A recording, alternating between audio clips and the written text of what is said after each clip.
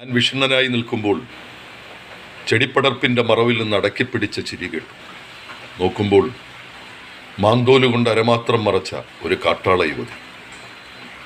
കൈത്തണ്ടയിൽ പന്നിത്തേറ്റകൾ കടഞ്ഞ കടകങ്ങൾ, കഴുത്തിൽ പുലിനഖങ്ങൾ, അർദ്ധചതുരാകൃതിയിൽ വെട്ടിക്കോർത്ത ഒറ്റയിടമാല. അടുത്തു നിൽക്കുമ്പോൾ എന്നോളം ഉയരമുണ്ടെന്ന് തോന്നി. നടക്കുമ്പോൾ കണങ്കാലിൽ നിന്ന് എവിടെയോ നിന്ന് ചുള്ളിക്കമ്പുകൾ ഒടിയുന്ന ശബ്ദം. അവൾ എൻ്റെ ചുറ്റും പ്രദക്ഷിണമായി നടന്നു. പുലിനഖമാല കിലുങ്ങി.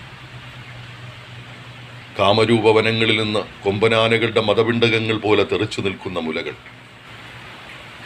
നടക്കാൻ ആരംഭിച്ച എന്നോട് കൈകൾ കൊണ്ട് നിൽക്കുവാൻ ആംഗ്യം കാട്ടി അവൾ പൊന്തക്കാട്ടിലെവിടേക്കോ ഓടി മറന്നു.